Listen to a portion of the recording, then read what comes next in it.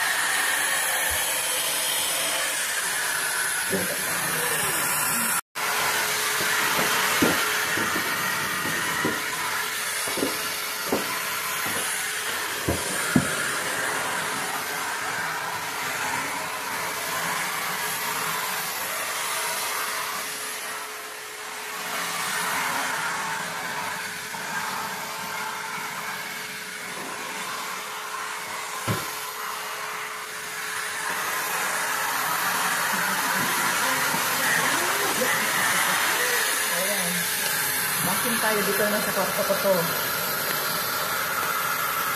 Pawisan na work it. No, di ba? Kahit mag-isa tayo sa buong bahay, dahil wala pa sila, patuloy pa rin ang cleaning.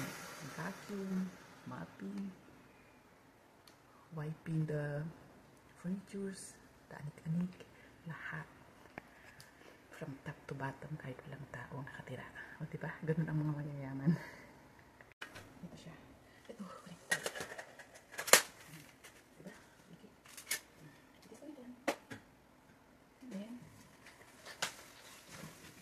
Namin natin ito para second floor and basement. Every floor ang ganda namin dito. Mahaba yung base niya pang malaki ang bahay. Hindi yung maliit na pa yung vacuum pero for the bed. Sofa sa curtains.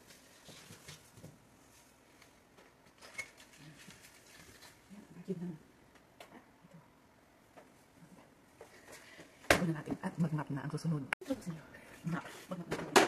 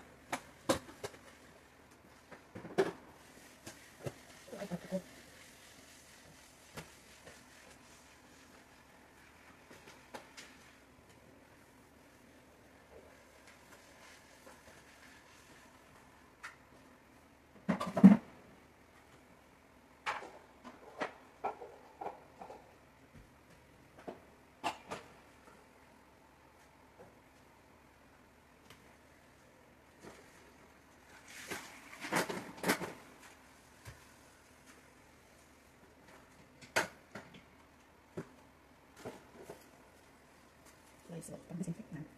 Para sa bed ko fabric. Yan, dapat i-bed ko, tapunhan na. Lysol, antibacterial. Okay, mag-spray. Spray ko yung bed ko. Mabango ito.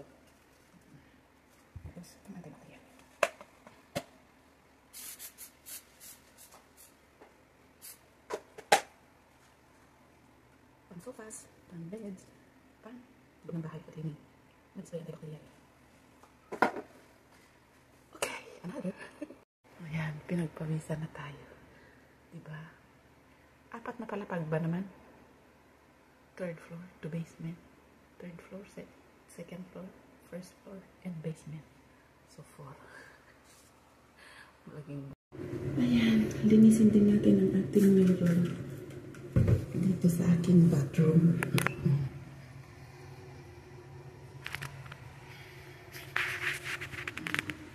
Ayan, linis tayo.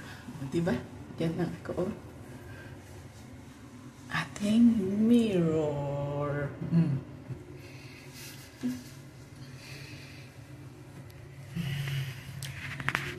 Para malinis. Ayan ang aking CR.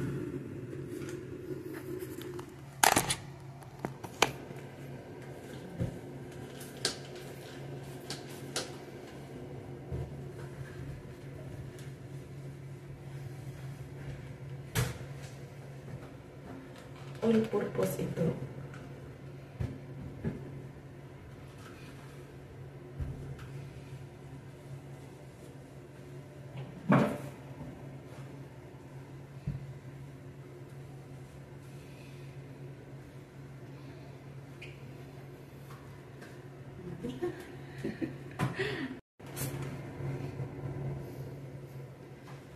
All purpose. Slab. Pang cleaning sa mirror glass. Windex. Itong everyday na routine natin. Nakatatak na sa atin.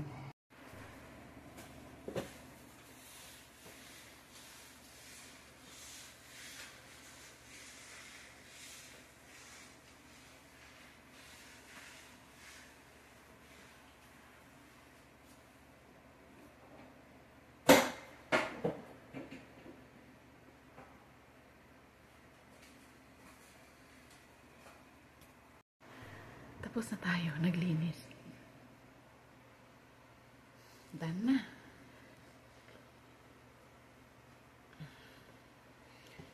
Pinagpawisan tayo sa paglilinis. Imagine mo ba naman, 4 na palapag. Mag-isa ako dito Nandito ako sa basement. Pero, dito kasi, kahit wala sila, wala ang mga boss, kailangan na continuous ang linis everyday to maintain it. From top to bottom yun. Punasan mga furnitures, lahat. CR, kahit walang gamamit, sige pa rin. Kuskus, kubeta. And then, ayun. After, sa punas-punas ng mga furnitures, anik-anik, edi, vacuum. Centralized kasi yung vacuum dito. May vacuum sa taas, may vacuum dito sa baba.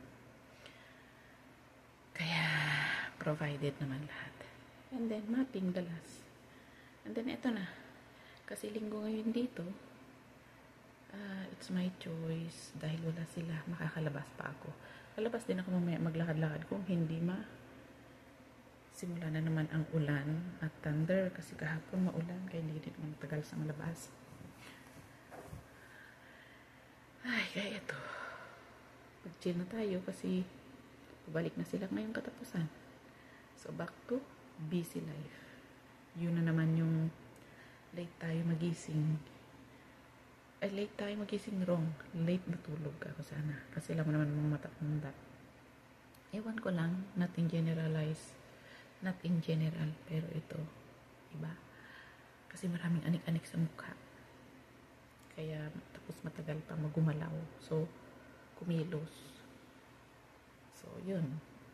Hanggang alauna pa lang yan ng madaling araw. Naggaganyan pa rin sa mukha. Ang daming nilalagay. Saka maligo. Kasi hindi naman naliligo ng ulo. Sa buhok niya. Sa salon lagi yan. Kada Sabado. Diyan lang naman. Walking distance ito. Pero hinahatid pa rin siya ni Lolo. Sa sasakyan. Kaya yun. Back to routine na naman. Normal routine pagbalik nila. So, doon na naman yung magsilabasan ng aking mga eye bags. Kasi expect mo yan. Ang tulog na namin na naman. Let's hope na may changes after ng more than 2 months sila sa US. So, let's hope.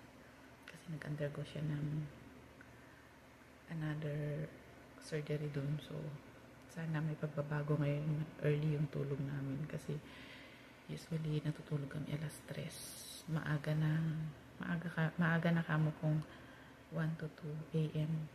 natulog na kami. Pero usually, kalimitan kasi may egg. Massage pa yan sa mukha. Binuboil ko yung egg, tapos ginaganyan sa mukha niya, tapos dito, sa likod, sa kamay niya. Kaya yun lahat nagpapatagal. Abutin kami ng alas 3, alas 4, minsan alas 4. Tapos ang bangon ko sa umaga kung weekdays, mga 8:40 kasi pumapasok si Lolo sa opisina. So kailangan kong ihanda yung mga, marami pa silang iniinom na herbs. Yan, busy na naman tayo sa kusina, sa bahay, sa kanila. Kasi nga, syempre, lalo na ngayon, hindi pa daw siya nakakakilos ng maayos. So, assist sa lahat ng bagay. Kaya ng buhay, kahit kalabaw. Kaya kinokondisyon ko na rin sarili ko these days kasi katapusan, dito ng mga yan. Back to normal. Busy life. Kaya ang sabi ng iba, madali ang buhay. Canada, no. Maaring ang difference, medyo malaki yung monthly mo. Pero pagtrabahuan mo, bawat oras, minuto, mahalaga. Isang araw lang na hindi ka nakapagtrabaho, wala na. Na-loss mo yung ilang oras na income. Yun nga lang. Kailangan mo din pangalagaan ang katawan kasi syempre, health is our wealth, ika nga, diba? Kahit anong gustuhin natin kumita ng pera, magtrabaho, kung hindi na kaya ng katawan natin, may dinaramdam tayo, wala na. Tenga, the end. Ay, kaya minsan nawawala na rin ako ng hope. Lalo na may mga bayarin pa ako na marami pa. Tapos makakarinig ka pa sa mga taong sa iba pa, hindi naman sa kanilang lahat. Pero, minsan, mismo ang kapamilya mo mismo yung makakarinig ka ng hindi magandang mga salita. Hindi ko rin naman sila masisisi, pero hindi ko naman tatakbuhan. Mag-isa akong kumikilos May mga anak pa akong nag-aaral ng kolehiyo. So, talagang wala, kapusin pa rin. Ay, itong buhay. Sige na. See you.